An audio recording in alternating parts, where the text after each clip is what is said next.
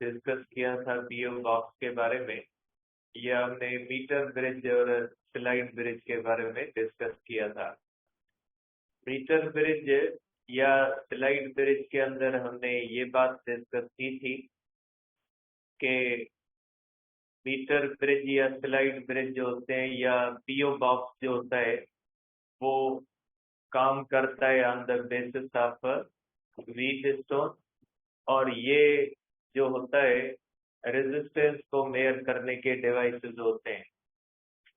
अब इन डिवाइसेस की एक्यूरेसी बहुत ज्यादा हाई होती है। आप कह सकते हैं कि जब ये रेजिस्टेंस को मेयर करते हैं तो बहुत ज्यादा एक्यूरेटली मेयर करते हैं, लेकिन इन डिवाइसेस का एक मसला है कि इन डिवाइसेस को जब हम यूज करते हैं तो इनके अंदर हमें एक बैलेंस पॉइंट ढूंढनी होती है, और बैलेंस पॉइंट को ढूंढने के लिए थोड़ा टाइम चाहिए होता है। मीन्स इसके अंदर अगर आप रेजिस्टेंस मेयर करोगे तो रेजिस्टेंस की मेयरमेंट तो एक्यूरेट मिलेगी, लेकिन आपका थोड़ा टाइम लगेगा। उस प्रोसेस में टाइम टेकिंग प्रोसेस होते हैं।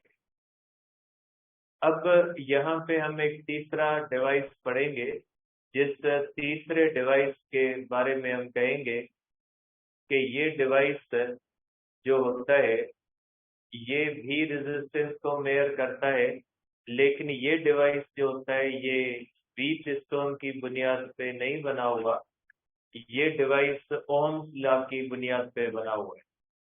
आप इसको इस तरह भी कह सकते हैं कि जिस तरह से हमने डिस्कस किया था कि जो करंट मेयरिंग डिवाइस होता है वो पोटेंशियल को मेयर कर सकता है। तो आपको पता है कि ओम्स लॉ के थ्रू पोटेंशियल, करंट और रेजिस्टेंस तो तीनों आपस में जुड़े हुए। तो करंट मेयरिंग इंस्ट्रूमेंट न सिर्फ पोटेंशियल डिफरेंस को मेयर कर सकता है, लेकिन करंट मेयरिंग इंस्ट्रूमेंट रेजिस्टेंस को भी मेयर कर सकता है। तो जिस तरह से गैल्वानोमीटर को इस्तेमाल करके आप पोटेंशियल डिफरेंस को मेयर करते हो वोल्ट मीटर में, तो इसी तरह से आप कहोगे कि गैल्वानोमीटर को यूज करके आप रेजिस्टेंस मेयर करते हो ओहम मीटर के अंदर। तो ओहम मीटर जो होता है वो व्हीट स्टोन की बुनियाद पे काम नहीं करता, ये काम करता है ओहम्स लॉ की इस फैक्ट पे कि करंट जो होता है वो डायरेक्टली प्रोपोर्शनल होता है पोटेंशियल के, या करंट जो होता है वो इनवर्सली प्रोपोर्शनल होता है रेजिस्टेंस के। तो ये आज हम डिवाइस डिस्कस करते हैं बेटा, जिसको हम कहेंगे ओहम मीटर बेटा। इस डिवाइस को हम कहेंगे ओहम मीटर। अब ये रेजिस्टेंस मेयरिंग इंस्ट्रूमेंट होता है बेटा। रेजिस्टेंस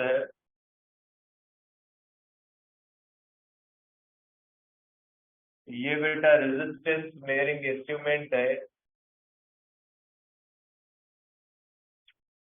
which is used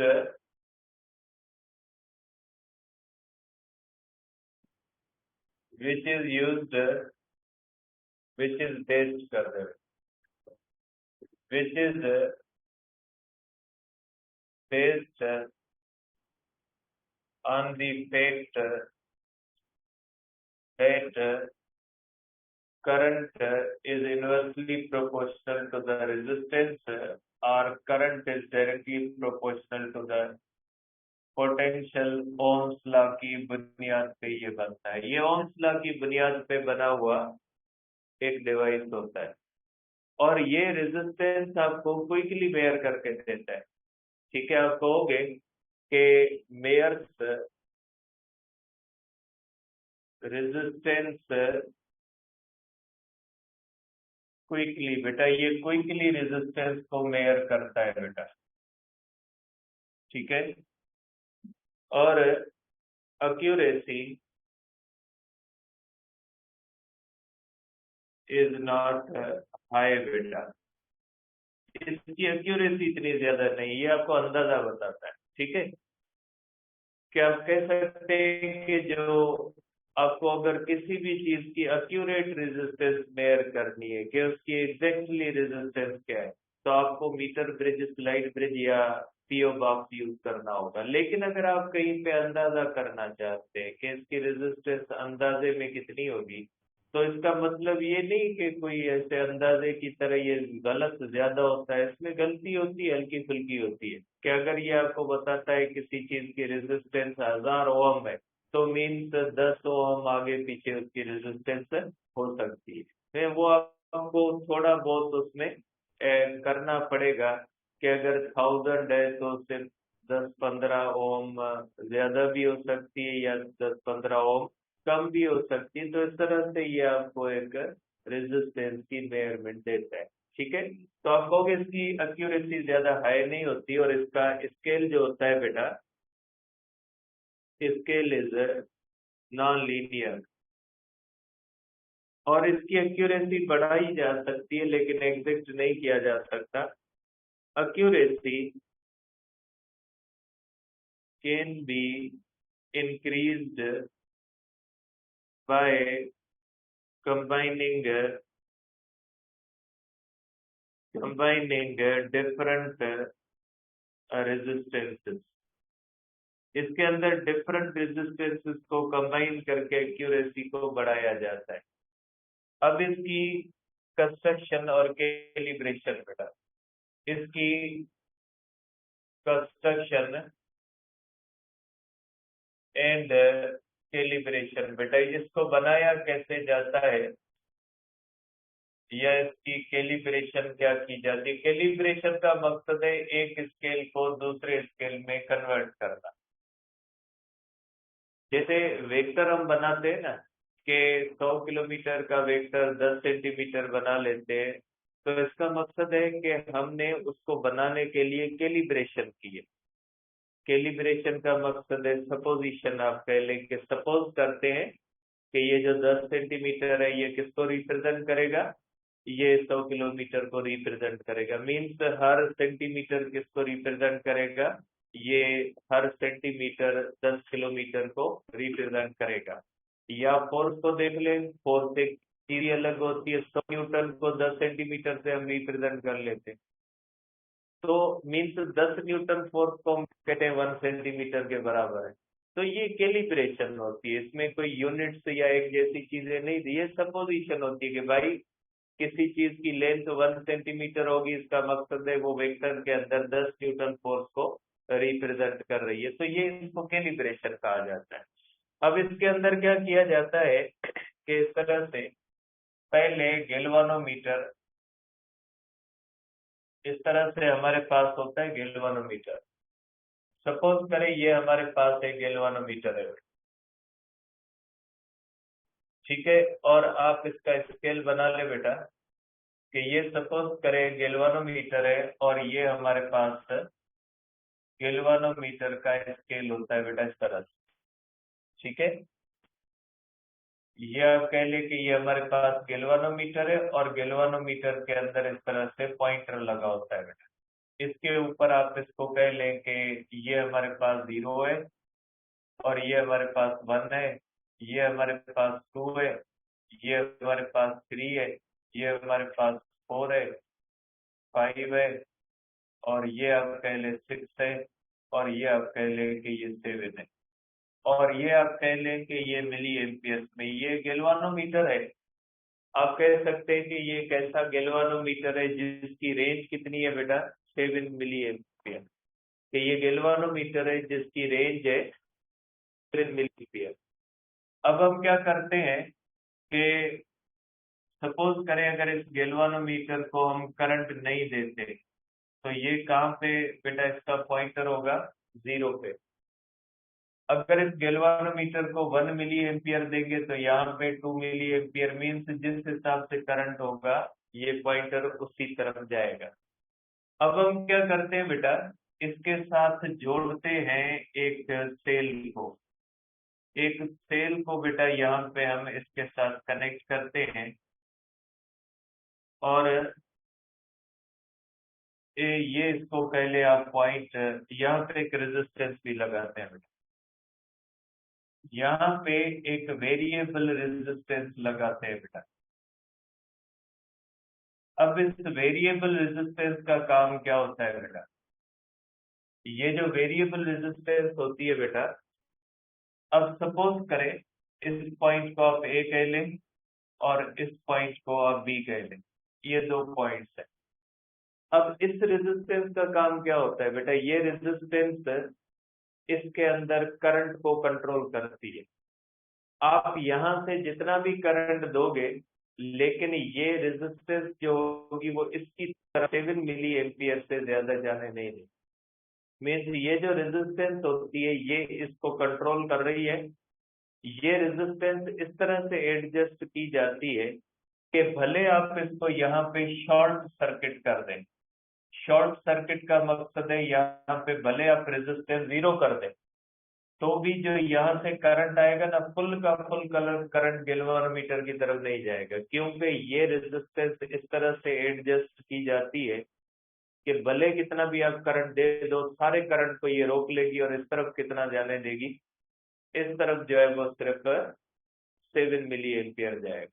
ठीक है, भले आप यहाँ से इसको शॉर्ट सर्किट कर दें। तो ये वो रेजिस्टेंस होती है जो गैल्वेनोमीटर के अंदर करंट को कंट्रोल करती है।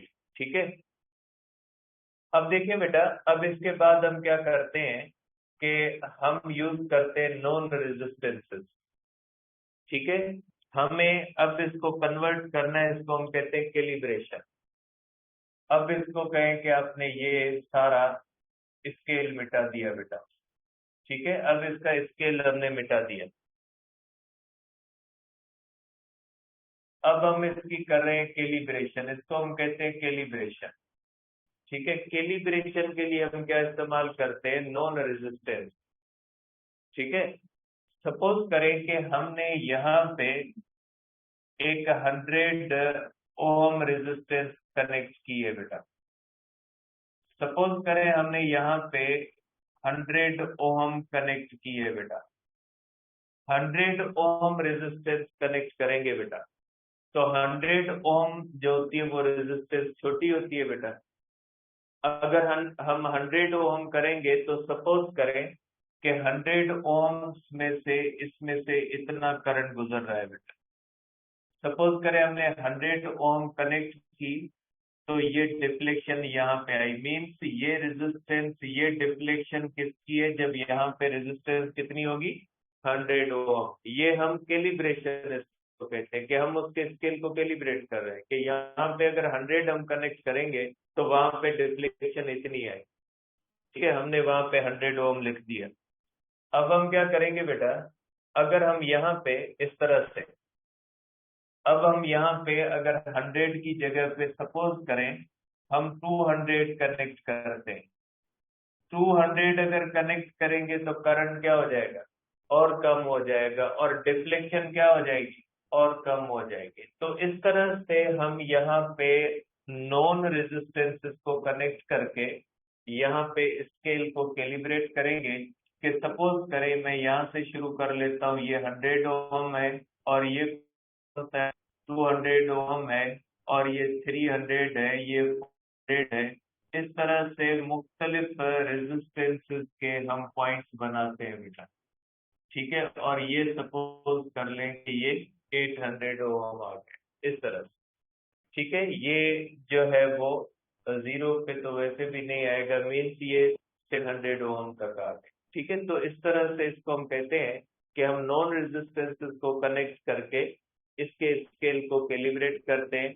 फिर जिस भी रेजिस्टेंस को आपने मेयर करना होता है इसको यहाँ पे लगाते हैं और वहां पे पॉइंटर आपको बताएगा कि इसकी रेजिस्टेंस इतनी होती है। सिंपल एक चीज होती है, इसके ऊपर इस तरह से जो है वो कैलिब्रेशन करके एक स्केल बनाया जाता है, और इस स्केल के बाद जब भी आप यहाँ पे कोई भी रेजिस्टर कनेक्ट करोगे तो जो डिफ्लेक्शन होगी उससे आपको पता लगेगा कि यहाँ पे जो अननोन रेजिस्टेंस है ये कितनी है। ये सिंपल सा एक डिवाइस होता है और रेजिस्टेंस को क्विकली मेयर करके देता है।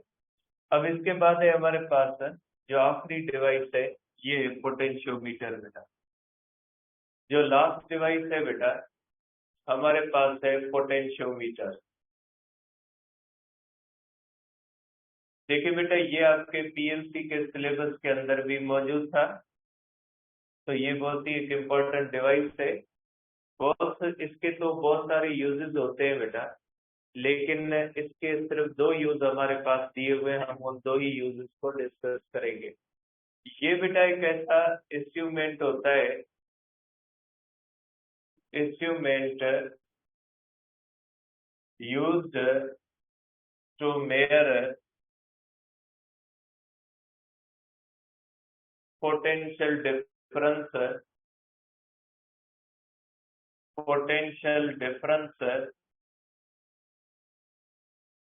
EMF of cell and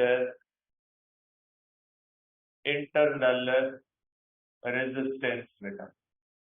ये एक ऐसा डिवाइस होता है जो बहुत सारी चीजें मेयर करके दे सकता है। पोटेंशियल डिफरेंस भी मेयर करता है, ईएमएफ ऑफ सेल भी मेयर करता है, और इंटरनल रेजिस्टेंस भी मेयर करता है। तो ये मल्टीपर्पज डिवाइस होता है बेटा। अब इसके अंदर पहली चीज जो आपने समझनी है वो ये समझनी है कि पोटेंशियल डिवाइडर क्या होता है बेटा।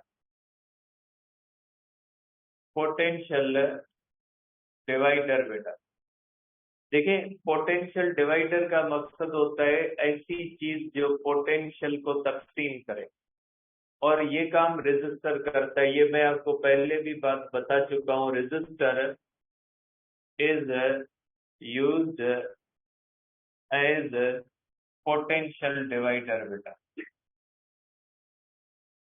रेजिस्टर को इस्तेमाल किया जाता है पोटेंशियल डिवाइडर के तौर पे। अब ये रेजिस्टर कैसे इस्तेमाल किया जाता है देखें बेटा।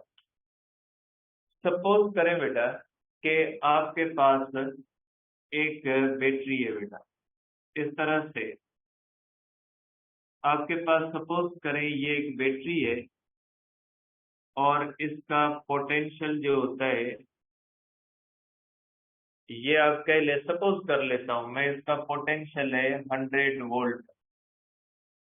अब सपोज करें इसके मैंने मुख्तलिफ जो है वो हिस्से करने, या इसको मुख्तलिफ हिस्सों में तकसीम करना है। ये पॉजिटिव होगा, ये क्या हो जाएगा नेगेटिव।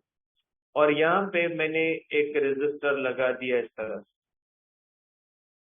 इस बैटरी के दोनों एंड्स के साथ मैंने एक रेजिस्टर कनेक्ट कर दिया। ये इसके साथ हमने रेजिस्टर कनेक्ट कर दिया बेटा, ठीक है। अब आपको पता है कि बेटा ये पॉजिटिव टर्मिनल है, इसका मकसद है इसके इस एंड पे 100 वोल्ट है बेटा, और ये नेगेटिव टर्मिनल है, इसका मकसद है इसके इस एंड पे कितना है 0 वोल्ट है, ठीक है। अब जब करंट इसके अंदर फ्लो करेगा, ये करंट का फ्लो होगा बेटा, मींस करंट जब रेजिस्टर में इन होगा तो उसके पास कितना पोटेंशियल होता है 100। और जैसे जैसे ये रेजिस्टर के अंदर जाएगा, रेजिस्टेंस की वजह से इसका पोटेंशियल क्या होता जाएगा, खत्म होता जाएगा, और ये इस तरह से होता जाएगा। अब सपोज करें बेटा कि ये करंट जब यहाँ पे पहुंचा तो इसके पास 90 वोल्ट बचा, यहाँ पे इसके पास 80 है, इसके पास 70 है, ये 60 है, 50 है, इस तरह से मीन्स इसका पोटेंशियल खत्म हो रहा है। इस तरह से ये 40 है, इस तरह से 30 है, 20 है, और इस तरह से 10 है, और यहाँ पे क्या हो जाएगा 0 हो जाएगा। तो जैसे जैसे आप इस रेजिस्टर पे आगे जाओगे तो पोटेंशियल क्या होता जाएगा, पोटेंशियल खत्म होता जाएगा, ठीक है। अब सपोज करें आपके पास एक बल्ब है, और उस बल्ब को पोटेंशियल चाहिए 10 वोल्ट, ठीक है। अब इसको अगर आप डायरेक्ट इस बैटरी से कनेक्ट करोगे तो इसको तो चाहिए 10, क्या हो जाएगा, खराब हो जाएगा, फ्यूज हो जाएगा।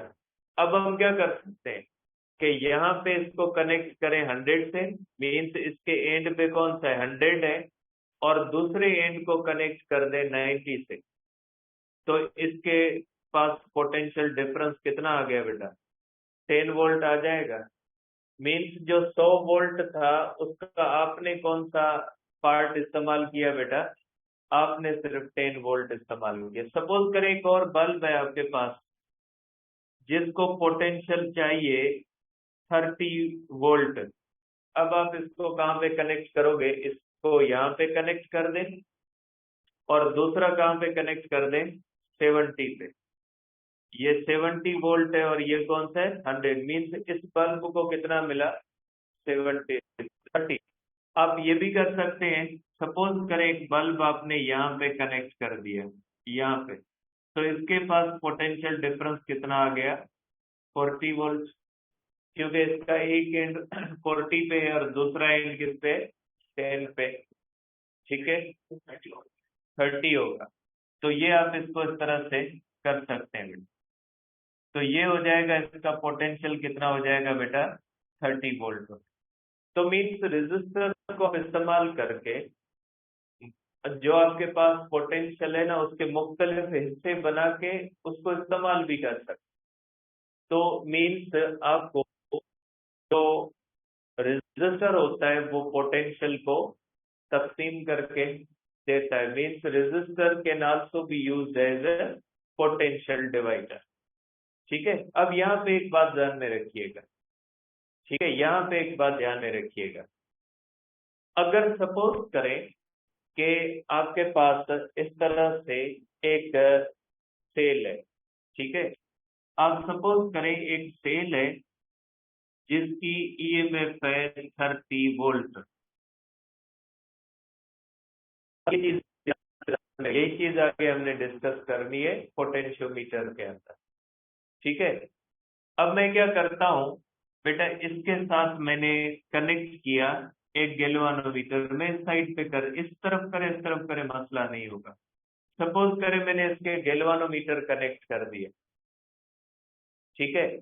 अब देखिए, इसके मैंने कनेक्ट कर दिया, इसका एक एंड 50 से कनेक्ट कर दिया और दूसरा एंड जो मैंने कनेक्ट कर दिया वो कर दिया मैंने 30 के साथ,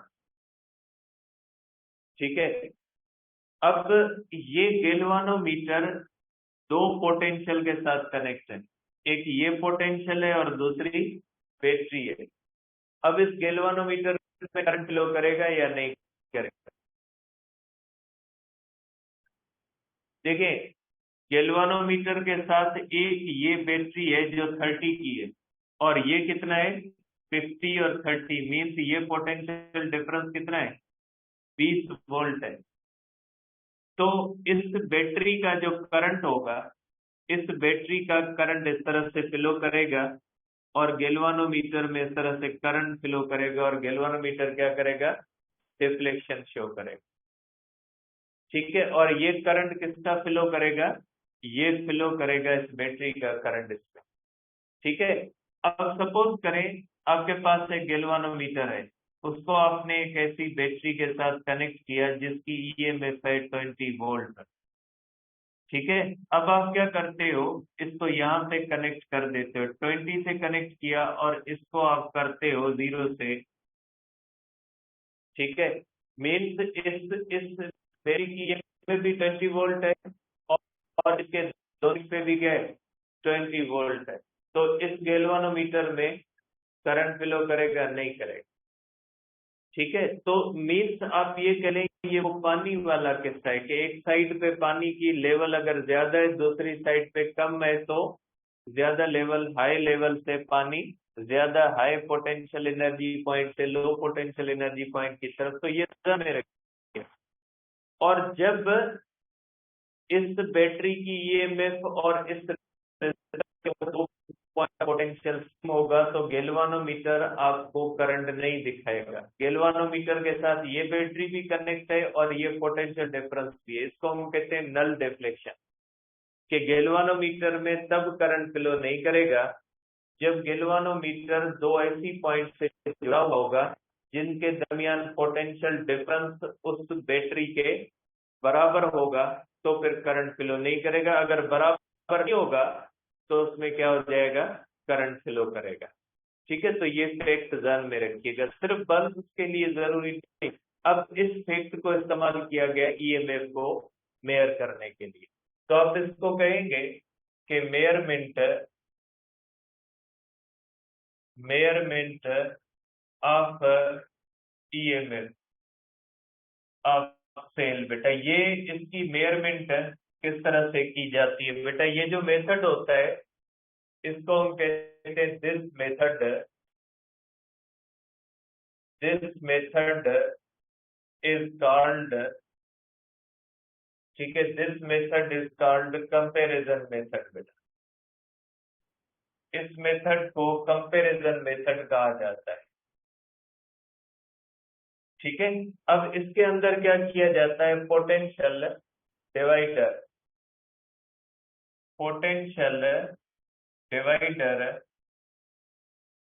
is used to measure unknown EMF। Potential divider जो होता है वो अननोन EMF को मेयर करने के लिए इस्तेमाल किया जाता है। इसमें क्या होता है बेटा, इस तरह से एक सेल लेते हैं हम बेटा, जिस सेल को हम कहते हैं अक्यूमुलेटर बेटा, और यहाँ पे इसकी 2 पॉइंट्स बनाते हैं बेटा। इस तरह से आप कह लें ये पॉइंट ए है और यहाँ पे वेरिएबल रेजिस्टर करंट को कंट्रोल करने के लिए इस्तेमाल होता है। सपोज करें बेटा इसकी ईएमएफ है 20 वोल्ट, ठीक है, इसकी ईएमएफ है बेटा 20 वोल्ट, इसको हम कहते हैं अक्यूमुलेटर। इसकी ईएमएफ है बेटा 20 वोल्ट और ये नॉन ईएमएफ होती है। इसका हमें पता होता है कि हमने कितनी ईएमएफ लगाई हुई है, इसके पास नॉन ईएमएफ होती है, और इसको हम कहते हैं अक्यूमुलेटर। इसको हम कहते हैं बेटा अक्यूमुलेटर। और यहाँ पे हम रेजिस्टेंस कनेक्ट करते हैं बेटा, ये पॉइंट बी है, और यहाँ पे एक समझे हाई रेजिस्टेंस वायर कनेक्ट करते हैं। रेजिस्टर, ये रेजिस्टर है बेटा, आप इसको ऐसे ही समझे जैसे ये रेजिस्टर है, मैंने वायर की तरह बनाया। अब इसका मकसद है कि इस एंड पे इसका पोटेंशियल कितना है बेटा, इस एंड पे पोटेंशियल है इसका 20 वोल्ट, क्योंकि ये किसके साथ कनेक्ट है बेटा, इस तरह से। और दूसरा इस एंड का पोटेंशियल कितना होगा बेटा, 0 वोल्ट, क्योंकि ये किसके साथ कनेक्ट है, माइनस। नेगेटिव के साथ जो होगा वो 0 वोल्ट कहलाता है, जब पॉजिटिव के साथ होता है वो हायर पोटेंशियल कहलाता है। अब सपोज करें हम एक हमारे पास ईएमएफ बैटरी लेते हैं बेटा, ठीक है, हमने एक बैटरी ली है और दूसरी एक बैटरी ली है जो अननोन है बेटा। हमने 2 बैटरीज ली, ये एक ऐसी बैटरी है जिसकी ईएमएफ ES है बेटा, और ये वो बैटरी है जिसकी ईएमएफ हमने फाइंड करनी है। सपोज करें इस बैटरी की ईएमएफ फाइंड करें, और एक नोन, ये जो ES होती है बेटा, ES जो होती है बेटा, इसकी जो ईएमएफ होती है ये नॉन होती है, ये हमें पता होती है इसकी ईएमएफ कितनी होती है, ठीक है। उसके बाद यहाँ पे एक लगा होता है बेटा स्विच, ये 2 वे स्विच है। 2 वे स्विच का मकसद है ऐसा स्विच जैसे जनरेटर और बिजली के लिए हम लगाते हैं ना, जब बिजली चली जाती है तो उसको चेंज ओवर को करते हैं जो है वो इस तरह से, तो ये 2 वे स्विच है। अब इसके अंदर क्या लगा होता है, इसके अंदर लगा होता है गैल्वानोमीटर, ये गैल्वानोमीटर, ठीक है। अब हम क्या करते हैं, इस गैल्वानोमीटर का एक एंड इसके साथ कनेक्ट कर देते हैं, ठीक है। अब सपोज करें इसकी ईएमएफ, सपोज मैं कर लेता हूं कि इसकी ईएमएफ है 10 वोल्ट, ठीक है, और सपोज करें इस पॉइंट का पोटेंशियल जो है, इस पॉइंट का पोटेंशियल आप कर दें 11 वोल्ट, क्योंकि यहाँ पे 20 है, जैसे ये जाएगा तो इसका ईएमएफ क्या होती जाएगी बेटा, कम होती जाए। आप सपोज करें इस पॉइंट की ईएमएफ है 11 वोल्ट। अब अगर इस गैल्वानोमीटर को इस स्विच के थ्रू मैं इसको कनेक्ट करूं इसके साथ, तो गैल्वानोमीटर में करंट आएगा या नहीं आएगा? देखिए गैल्वानोमीटर का एक एंड किसके साथ कनेक्ट है, 10 वोल्ट के साथ, और दूसरा किसके साथ कनेक्ट है, 11 एंड के साथ। मीन्स यहां से करंट किस तरफ फ्लो करेगा, यहाँ से करंट इस तरफ गैल्वानोमीटर के अंदर आएगा, और यहाँ से सेल से होता हुआ करंट इधर जाएगा। ठीक है। अब अगर सपोज करें इस पॉइंट को मैं यहां से मूव करवा के स्लाइड, जैसे हमने मीटर ब्रिज के अंदर नहीं करवाते, सपोज करें मैं इस तरफ कर देता हूं, तो जाहिर है पोटेंशियल क्या हो जाएगा, और कम हो जाए। आप सपोज करें यहाँ पे 9 वोल्ट है, अब करंट फ्लो करेगा बेटा, क्योंकि गैल्वानोमीटर का एक एंड 10 पे और दूसरा एंड किस पे, 9 पे। अब करंट किस तरफ फ्लो करेगा, अब इस तरफ फ्लो, मीन्स गैल्वानोमीटर के अंदर करंट पहले उधर आ रहा था, अब इधर जा रहा है, मीन्स गैल्वानोमीटर के अंदर डिफ्लेक्शन होगी। लेकिन अगर गैल्वानोमीटर को मैं ऐसी पॉइंट के साथ कनेक्ट कर देता हूं जिसका पोटेंशियल 10 वोल्ट है, ठीक है, तो इस साइड पे भी 10 वोल्ट है और इस साइड पे भी क्या है, 10 वोल्ट है, तो गैल्वानोमीटर में करंट आएगा। मीन्स गैल्वानोमीटर में तब करंट नहीं आएगा जब इसकी ईएमएफ और उस पॉइंट का पोटेंशियल क्या है, सेम। तो आप क्या करोगे, इसकी लेंथ को लिखोगे कि इसकी लेंथ कितनी है, यहाँ पे आप इसकी लेंथ मेयर कर लोगे, इस लेंथ को आप कहोगे LS, ठीक है। अब आप क्या करोगे बेटा, इसको करोगे डिस्कनेक्ट और उसके बाद इसको जोड़ोगे इसके साथ।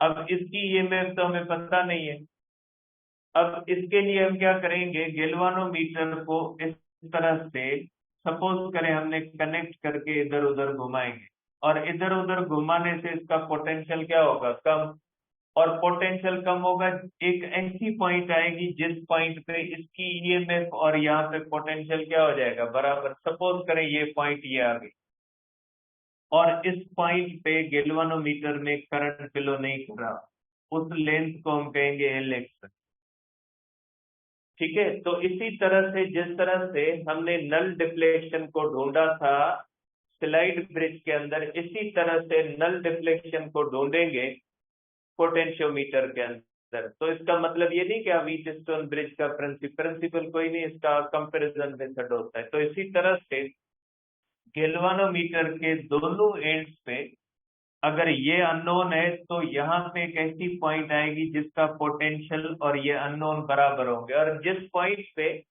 ये इसका पोटेंशियल और इसका पोटेंशियल अगर बराबर होगा तो गैल्वानोमीटर हमें क्या दिखेगा, नल डिफ्लेक्शन, और हम उसकी ये लेंथ फाइंड करेंगे, फिर वही फार्मूला इस्तेमाल करेंगे, ES upon EX is equal to LS upon LX। तो EX हो जाएगी is equal to ES LX upon LS, इस तरह से आप इसको कैलकुलेट कर, ठीक है। तो ये हमारे पास हुआ बेटा पोटेंशियोमीटर।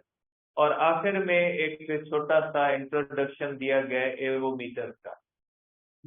एवोमीटर का मकसद है A for ampere, V for volt और O फॉर ओम मीटर। ये एक मल्टीमीटर होता है जिसके अंदर सारे काम होते हैं, जो करंट भी मेयर करता है, वोल्टेज भी मेयर करता है और रेजिस्टेंस भी मेयर करता है। तो ऐसा डिवाइस जो एक साथ सब काम कर सके उसको यूनिवर्सल मीटर या एवोमीटर या मल्टीमीटर कहा जाता है। और याद रखिएगा, ये जो गैल्वानोमीटर की बुनियाद पे डिवाइस बनते हैं, जिसमें गैल्वानोमीटर खुद है, जिसमें जो है वो ए मीटर है, या जिसके अंदर वोल्ट मीटर है, या ये रेजिस्टेंस वाले हैं, इन सब के सर्किट के अंदर हमेशा DC होता है। आउटपुट इनपुट में भले AC हो, लेकिन अंदर हमेशा DC ही होता है, ठीक है। अब ये चैप्टर आपका कंप्लीट है, इंशाल्लाह कल एक्सरसाइज करेंगे। आज टेस्ट है बेटा, टाइम मैसेज करें तो आगे टाइम मैसेज